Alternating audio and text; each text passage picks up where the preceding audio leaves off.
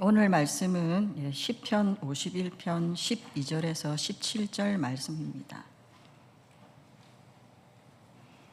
시편 51편 12절에서 17절 말씀입니다.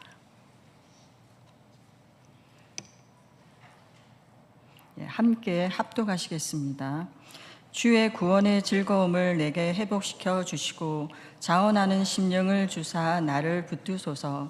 그리하면 내가 범죄자에게 주의 도를 가르치리니 죄인들이 주께 돌아오리이다. 하나님이여, 나의 구원의 하나님이여, 피 흘린 죄에서 나를 건지소서. 내 혀가 주의 의를 높이 노래하리이다. 주여, 내 입술을 열어주소서. 내 입이 주를 찬송하여 전파하리이다. 주께서는 제사를 기뻐하지 아니하시나니 그렇지 아니하면 내가 드렸을 것이라. 주는 번제를 기뻐하지 아니하시나이다. 하나님께서 구하시는 제사는 상한 심령이라. 하나님이여, 상하고 통회하는 마음을 주께서 멸시하지 아니하시리이다. 아멘. 시편 51편은 다윗이 나단 선지자에게 책망을 받은 후 자신의 죄를 진정으로 뉘우치며 하나님께 용서를 구한 회개의 시입니다. 다윗은 밧세바와 간음하고 남편 우리아를 죽인 후 합법적이고도 자연스럽게 밧세바를 아내로 맞이하였습니다.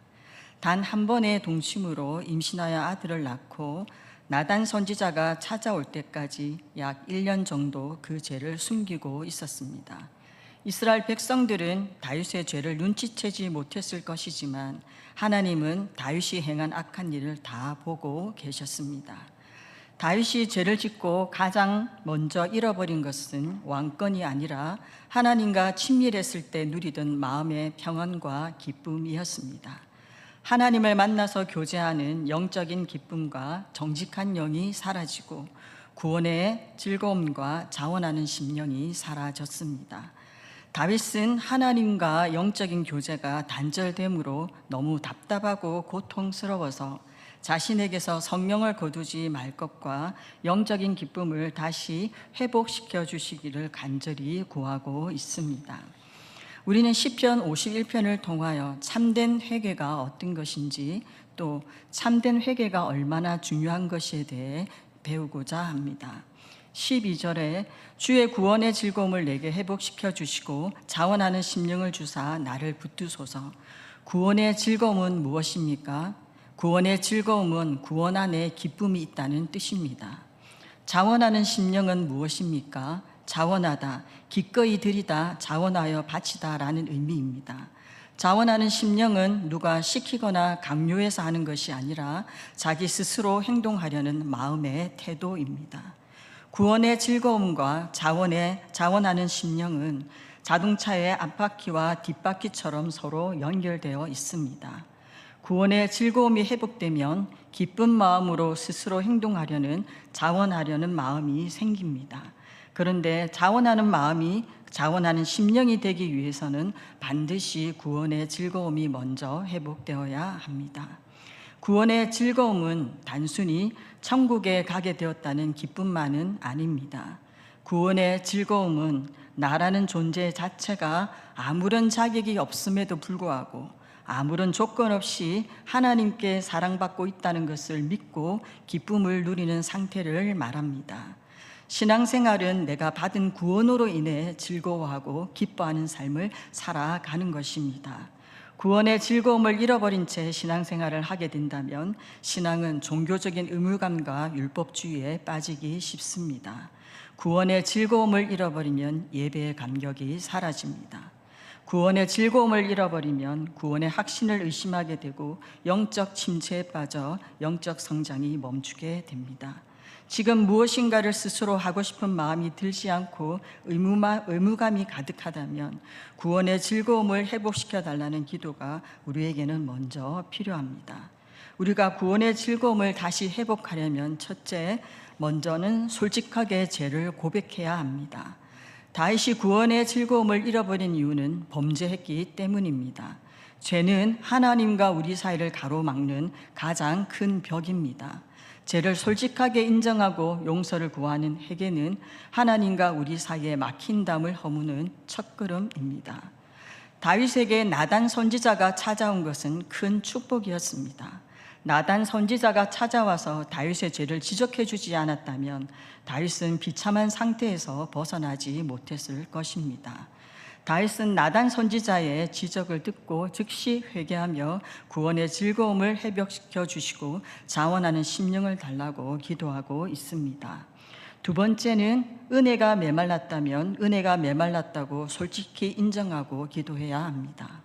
제 마음에 기쁨이 사라졌습니다. 구원의 기쁨을 다시 부어 주십시오 라고 자신의 영적인 상태를 있는 모습 그대로 고백하며 도움을 구해야 합니다.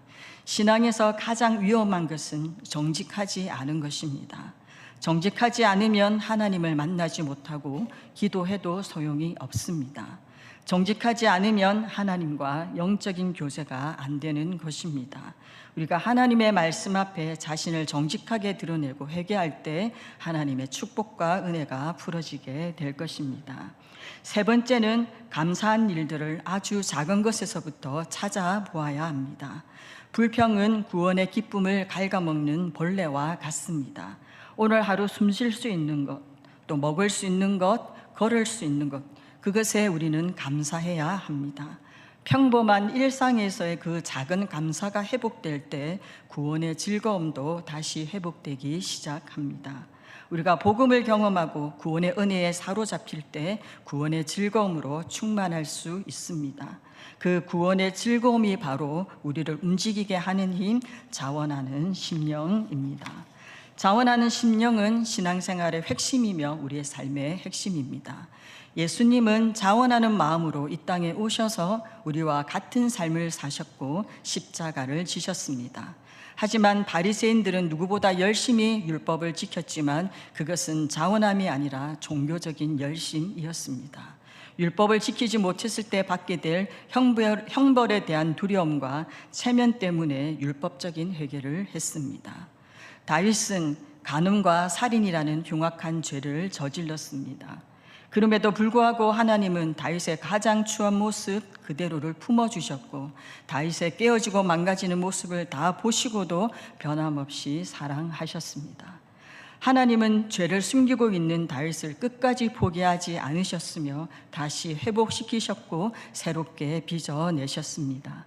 하나님의 그 헤세드, 용납하시며 변함없으신 그 사랑이 머리가 아닌 가슴으로 믿어질 때 비로소 마음속 깊은 곳에서 주님, 제가 무엇으로 이 은혜에 보답할 수 있을까요? 하는 자원하는 심령이 피어오르게 됩니다. 자원하는 심령은 사람이 만들어낼 수 없습니다. 스스로 자력으로 노력하는 것, 의지적으로 결단하는 것, 노력으로 버티는 것에도 한계가 있기 때문입니다. 자원하는 심령은 하나님으로부터 오는 것입니다. 우리가 하나님께 간구할 때 성령의 능력으로 우리 안에 자원하는 심령을 일으켜 주실 줄 믿습니다. 13절에 그리하면 내가 범죄자에게 주의 도를 가르치리니 죄인들이 주께 돌아오리다. 그렇게 이야기하고 있습니다. 여기는 그리하면이 중요합니다. 구원의 즐거움을 회복하고 자원하는 심령을 하나님이 허락하시면 내가 범죄자에게 주의 도를 가르쳐서 죄인들이 주께 돌아오도록 하겠습니다 라는 다윗의 고백입니다. 가르친다는 말은 다시 살린다는 의미가 있습니다. 하나님의 말씀으로 다시 살리겠다는 것입니다. 내가 범죄자에게 주의 도를 가르치겠다는 것은 하나님의 말씀 그리고 하나님이 기뻐하는 삶의 방식을 가르쳐서 다시 살리겠다는 것입니다. 왜 다윗은 범죄자들에게 말씀을 가르치겠다고 하는 것입니까? 다윗은 죄를 짓기 전에는 하나님의 법도를 따랐습니다. 하나님의 인도하심을 따라 살 때는 복된 삶이었습니다. 하지만 다윗은 죄를 짓는 순간부터 하나님과 거리가 멀어진 삶을 살았습니다.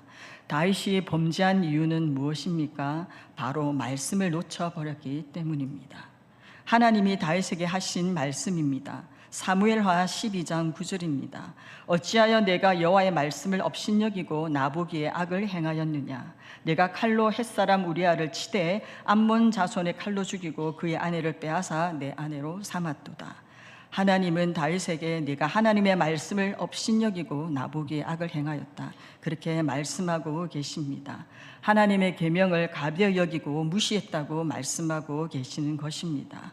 다윗은 계명을 몰라서 죄를 지은 것이 아닙니다. 자신의 욕망을 채우기 위해 하나님의 법을 의도적으로 어긴 것입니다. 말씀을 업신여기면 죄를 지을 수밖에 없습니다. 말씀의 등불이 꺼진 사람은 어디로 가야 할지 방향을 잃어버린 사람입니다. 말씀이 다윗에게 거울이 되어 어디에서 잘못되었는지를 깨닫게 하고 회개로 이끌었습니다. 다윗은 회개한 후 회복되어서 하나님의 마음이 느껴졌고 말씀이 깨달아졌습니다. 말씀의 능력이 타락한 영혼을 다시 살릴 수 있다는 것을 경험하며 하나님의 말씀이 범죄자들에게 찾아갔을 때 그들의 삶을 바꿀 수 있다는 것을 다윗은 알게 되었습니다. 다윗은 하나님의 말씀을 벗어나 범죄자로 살았던 그 시간이 말로 다할 수 없는 큰 고통이었습니다. 범죄자로 살면서 큰 고통을 겪어본 다윗은 이제 다른 사람을 돕고자 하는 마음이 생긴 것입니다. 참된 은혜, 진정한 은혜는 다른 사람에게 흘러가야 합니다. 하나님께서 나에게 주신 은혜, 나를 살린 그 은혜는 다른 사람에게 흘러가야 합니다. 하나님이 우리에게 은혜를 주신 이유는 우리가 받은 은혜를 통하여 다른 사람을 살리라는 것입니다. 우리에게 죄를 회개하고 용서받은 은혜가 있다면 우리는 그 은혜를 다른 사람에게 나누어야 합니다. 어떻게 하면 하나님을 잘 섬길 수 있을지를 가르쳐 주어야 하고 자신이 깨달은 말씀을 가르쳐 주어야 합니다. 자신이 걸어온 만큼만 가르쳐 주고 자신이 깨달은 하나님의 말씀을 그대로 나누어 주면 되는 것입니다. 자신의 고통을 통해 다른 사람을 실패의 자리에서 건져낼 수 있다면 고통은 오히려 축복입니다. 우리가 경험한 고통이 축복으로 바뀔 수 있는 것은 다른 사람을 도울 수 있기 때문입니다. 내가 범죄자의 길에서 돌아왔으니 이제는 범죄자의 길을 걸어가는 사람에게 주의 도를 가르쳐서 돌아오게 하겠다는 마음이 회복의 완성입니다. 다윗이 회개하고 죄를 범한 사람에게 말씀을 가르치겠다고 하는 것은 진정한 회복을 경험하고 있는 것입니다. 진정한 회복은 참된 회개에서 출발합니다. 참된 회개는 합당한 열매를 맺고 그 열매는 우리의 삶에서 나타납니다. 만약 알코올 중독자가 회개하여 알코올에 손을 대지 않는다면 아직 회개의 완성에는 이르지 못한 것입니다. 회개의 완성은 알코올 중독으로 고통당하는 사람들을 도와주는 단계까지 갔을 때 이루어지는 것입니다. 이것이 참된 회개이며 회개에 합당한 열매입니다. 진정한 회개는 하나님의 은혜를 혼자만 누리도록 끝나는 것이 아니라 다른 사람들도 누리도록 돕는 것입니다.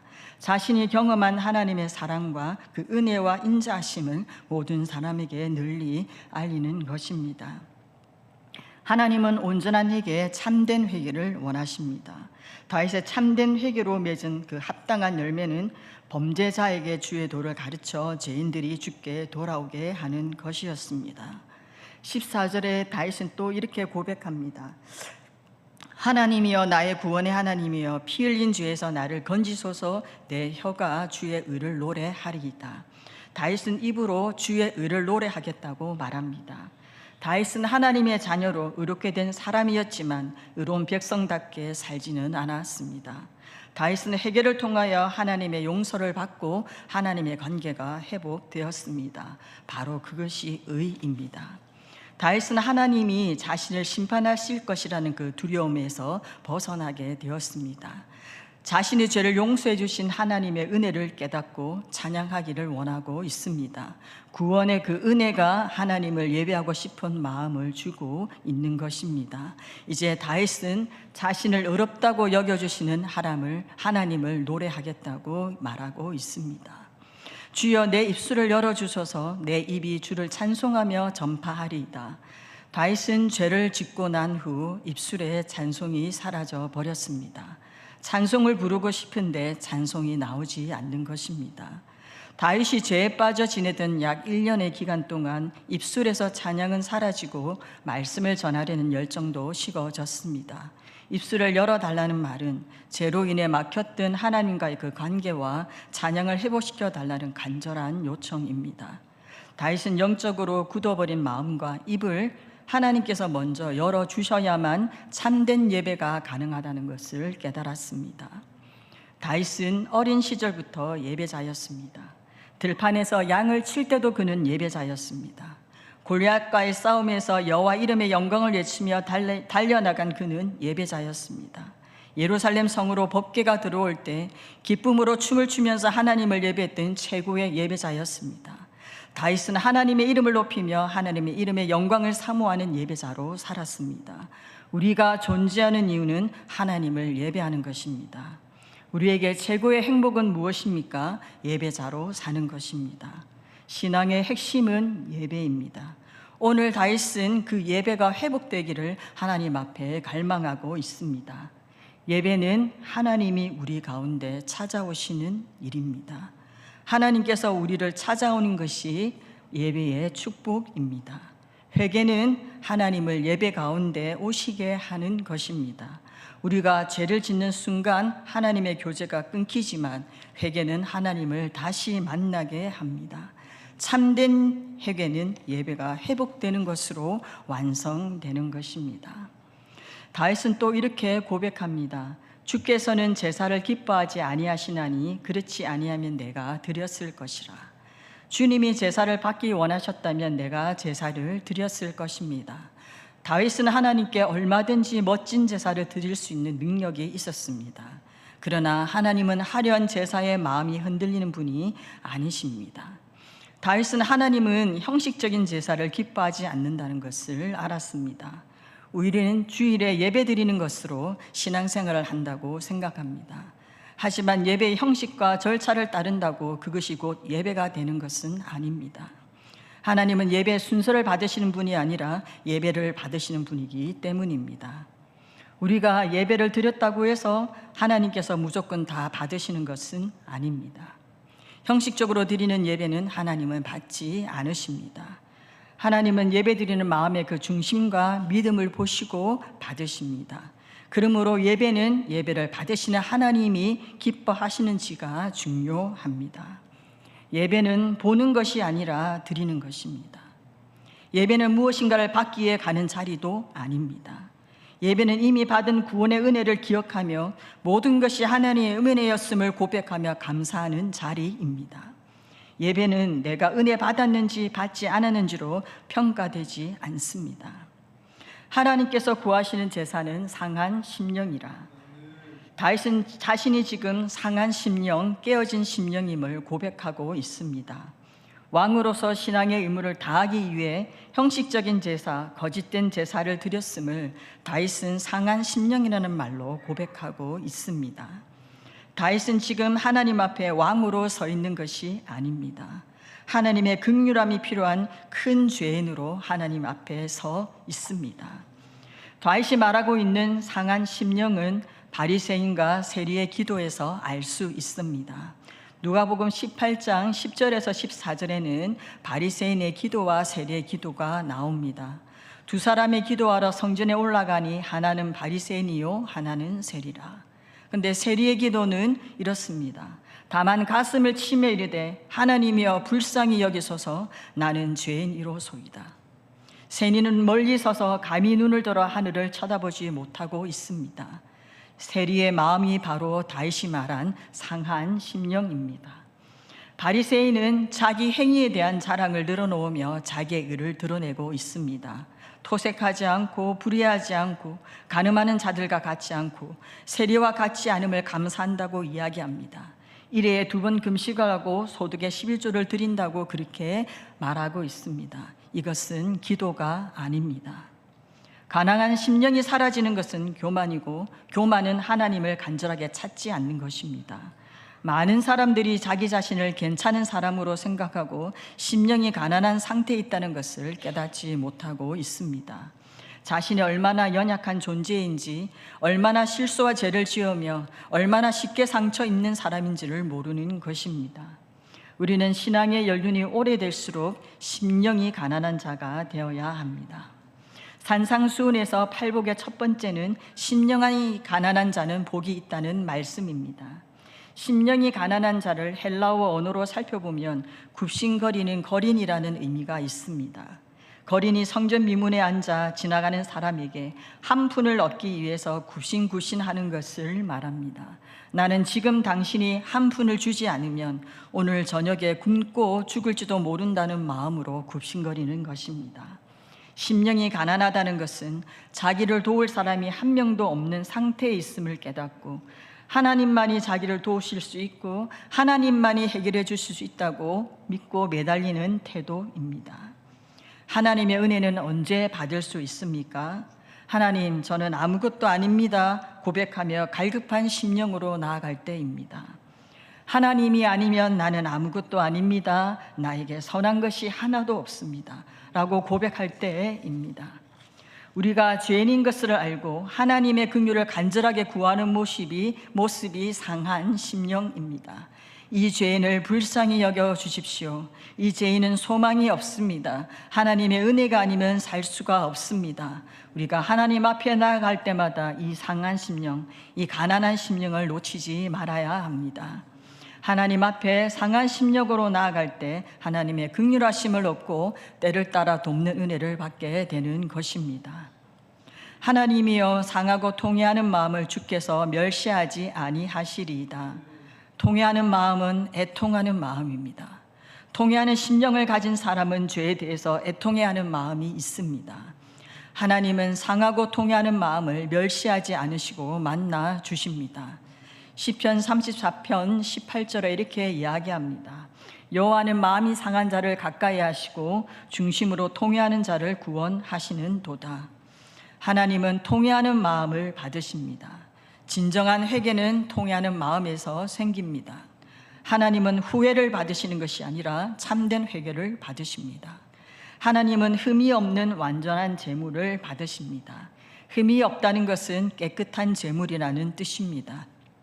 깨끗한 제물은 바로 상하고 통회하는 심령, 회개하는 심령을 말합니다. 아무리 많은 짐승을 가져와 제사를 드려도 소용이 없다는 것을 다윗이 깨달았습니다. 제물의 숫자를 받으시는 것도 아니고 제사의 횟수를 받으시는 것도 아니라는 것을 깨달았습니다.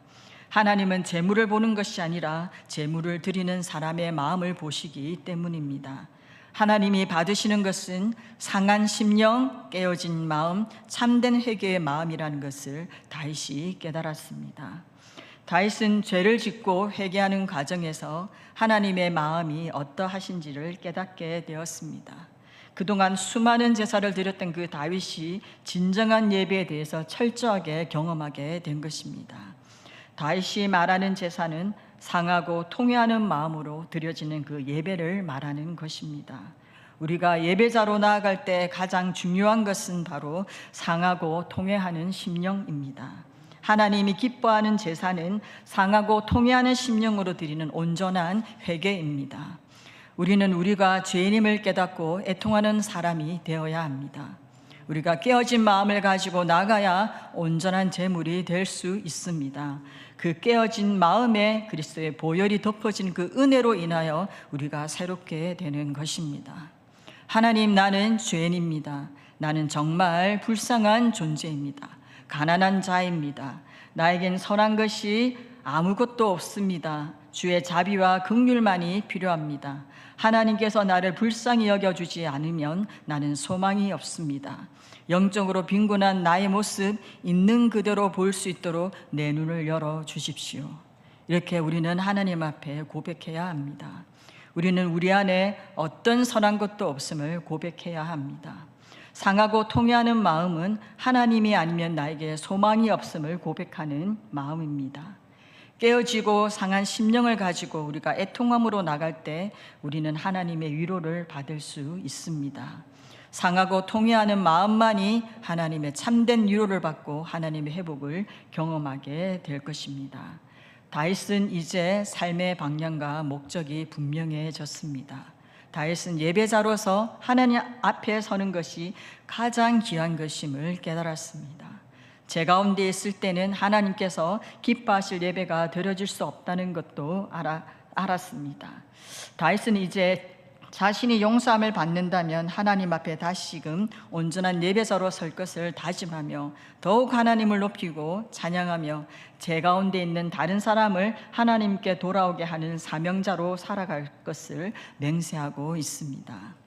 시편 51편을 통하여 우리는 우리의 신앙을 다시 한번 점검해 보아야 합니다. 참된 회개는 자신의 죄를 보고 그 죄를 슬퍼하는 것입니다.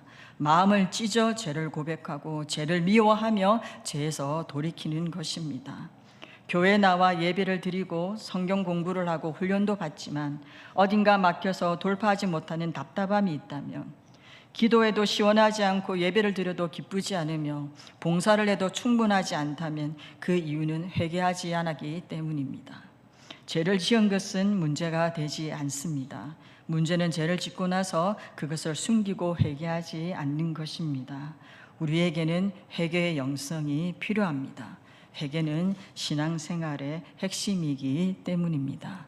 오늘 시편 51편을 통하여 다윗이 어떻게 하나님 앞에 나아가서 구원의 즐거움을 회복시켜 주시고 자원한 심령을 주어서 나를 붙들어 주십시오 고백하며 얼마나 그 죄의 그 고통에서 다윗이 큰 고통을 겪었는지를 우리가 알 수 있습니다. 이제 회복된 그 다윗은 범죄자에게 주의 말씀을 가르쳐 이제 죄인들이 하나님께 돌아오도록 하겠다, 그렇게 고백하고 있습니다. 우리가 죄에서 돌이켜 회복되면 주의 의를 높이 노래하며 주를 찬송하게 될 것입니다. 하나님이 구하시는 제사는 상한 심령입니다. 우리의 회개하는 마음입니다. 진정으로 회개하는 마음으로 하나님과 더 가까이 지는 저희들 되기를 원합니다. 이 시간 우리가 찬양 한 곡 하며 기도하도록 하겠습니다.